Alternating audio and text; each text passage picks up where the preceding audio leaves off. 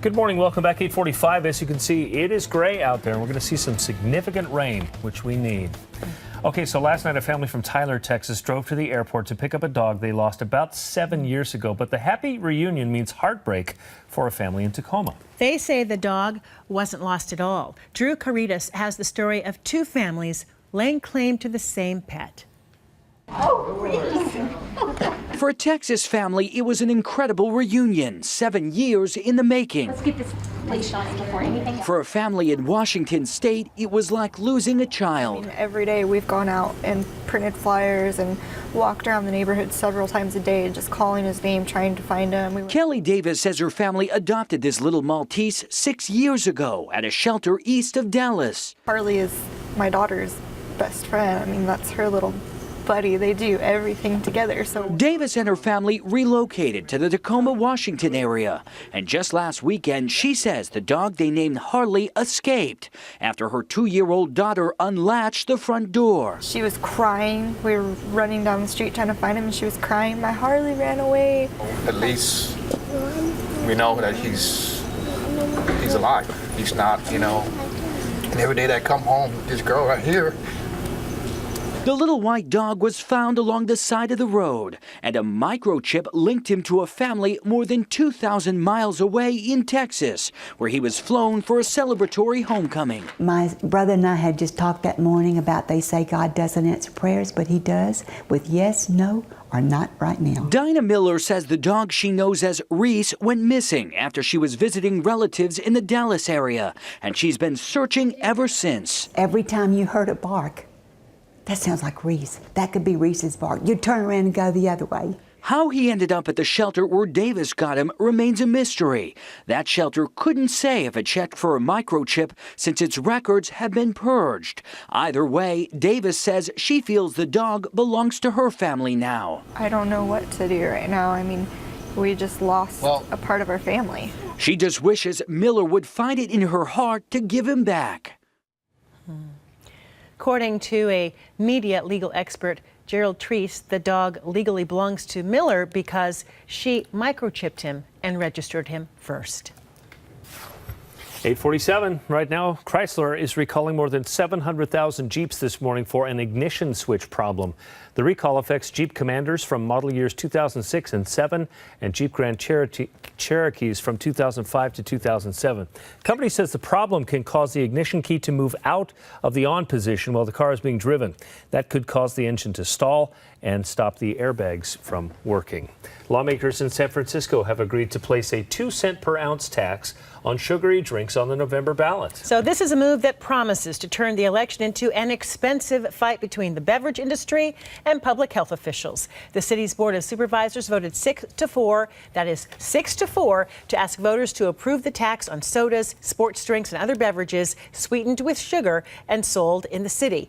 This would have to be approved by 2/3 of voters to take effect. This measure would raise somewhere between $31 and $52 million a year and would help to pay for health-related programs. Coming up at 11 before the hour right now, school lunch standards take center stage on Capitol Hill today. The Senate Agriculture Committee is holding a hearing on meeting the challenges of feeding America's school children. Lunch standards were approved by Congress in 2010, which required districts to increase fresh fruits, vegetables, and whole grains. But last spring, the House Appropriations Committee voted to allow some districts to opt out of those new standards. We'll keep you posted on this. Some bad news for citrus growers. It seems fewer Americans are having a glass of OJ with breakfast. Officials in Florida say orange juice sales have hit their lowest levels in 12 years.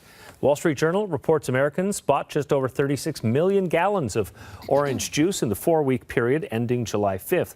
Now, that sounds like a lot, but it's actually down 8% from a year ago. Analysts blame higher prices and a greater variety of fruit juice choices at the supermarket.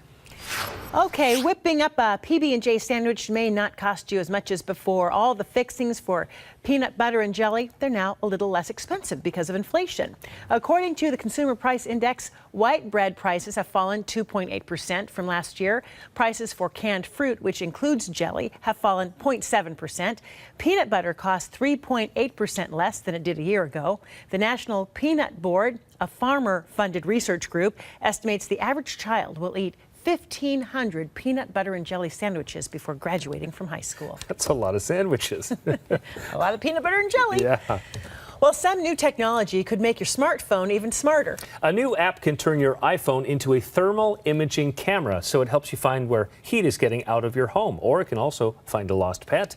As Kathy Marshall shows us, that's not all. By attaching this to your iPhone, it enables a whole new world of vision. The FLIR One app can help you seek where you're losing heat in your home, detect trouble as you vacation in the outdoors, and the tiny camera can even come in handy at the playground. And how hot is it before a child sits on a piece of playground equipment? Come out here and take a look. Along with the color changes in an image, the camera also gives a temperature reading. Very helpful, say the folks at FLIR, for the do-it-yourselfer. There's a temperature difference that's created. You know, when you've got an energy leak in your home, cold air leaking in, warm air leaking out, those all appear as a temperature difference. The app for the iPhone 5 is based on the larger technology used by search and rescue crews or the military for night vision. You can take out the FLIR One and see what's going on around your campsite, see any wildlife. Animals have such a strong temperature difference compared to the background. They really stand out very strongly. There is really no way to hide from the camera since the temperature sensitivity is down to 1/10 of a degree. By the way, the warmest part of the body, the tear ducts, the cooler parts, the nose and fingertips. So it's a sled that connects to the back of the iPhone 5, like a battery case. The price, $349, and it could prove to be priceless for a pet owner. You know, if you've got a pet or something that's gone outside at night in the woods, you can see them in the dark. With the temperature technology, FLIR may also help you find Fido's secrets.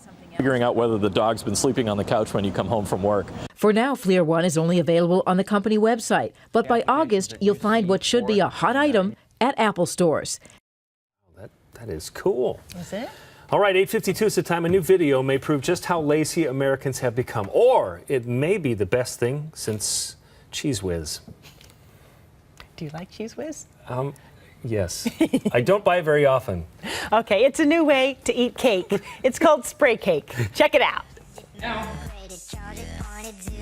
You can celebrate the future.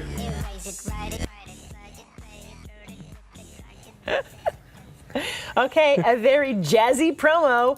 This is a video for spray cake. 2 Harvard students invented it. They came up with the idea for a class project that it's already, kind of become a bestseller for their product. They've described their invention as essentially cake batter in a whipped cream style can, and it takes just 60 seconds to make. Wow.